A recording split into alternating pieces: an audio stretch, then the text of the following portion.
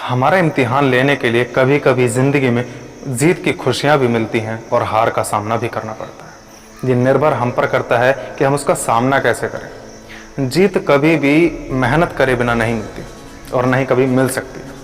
Hi guys, मैं हूँ अंकित निर्वाण और आज आपके लिए लेकर आया हूँ एक छोटी सी कहानी। ये कहानी एक तितली की है।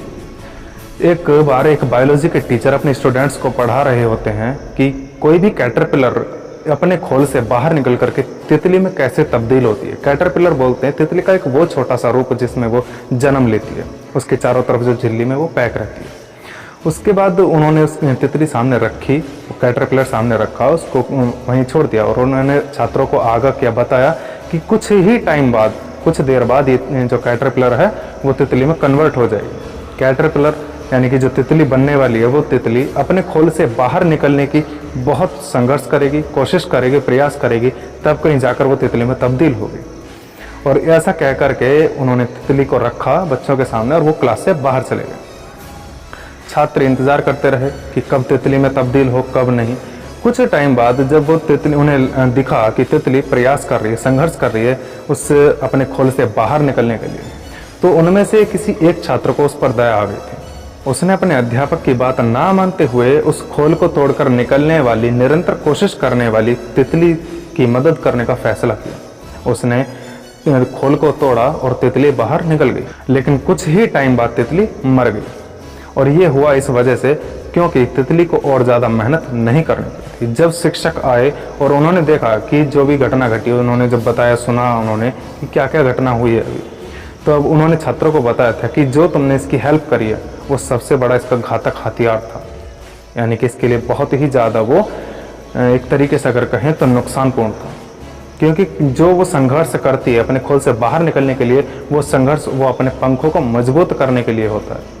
ये प्रकृति का नियम है कि जो भी चीज़ वो, अगर तितली बाहर निकलने की कोशिश कर रही है तो कहीं ना कहीं वो अपनी चीज़ को, अपने आप को समर्थवान बना रही है।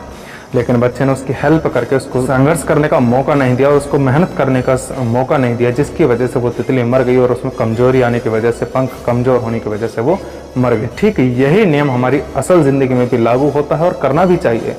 सीधी सीधी बात है कि अगर कोई भी ज़्यादा कीमती चीज़ है तो आपको बिना संघर्ष के कभी नहीं मिल सकती, कभी भी नहीं। जिसकी जितनी ज़्यादा वैल्यू होगी उसके लिए आपको उतना ही ज़्यादा पे करना पड़ेगा, यानी कि अदा करना पड़ेगा, चाहे वो पैसे की फॉर्म में हो, चाहे संघर्ष की फॉर्म में हो, चाहे मेहनत की फॉर्म में हो। ये डिपेंड आप पर करता है कि आप कितने उतावले हैं उस चीज़ को पाने के लिए और आप किस हद तक मेहनत कर सकते हैं, किस हद तक डटे रह सकते हैं, किस हद तक संघर्ष कर सकते हैं। कुछ माँ बाप ऐसे भी होते हैं कि अपने बच्चों को मेहनत नहीं करने देते, संघर्ष नहीं करने देते, उनको वो पहले से ही हर चीज़ मुहैया करा देते हैं, हाजिर करा देते हैं कि बेटा तू कुछ मत कर, हम सब तेरे लिए कर देंगे। इससे वो अपने बच्चों को, अपने चाहने वाले बच्चों को सबसे ज़्यादा नुकसान पहुँचा देते हैं अनजाने में। तो उनसे यही दरख्वास्त करूँगा कि बच्चों को उनका भविष्य बनाने के लिए जो भी उन्हें मेहनत करनी है, जो भी संघर्ष करना है, उन्हें करने दें।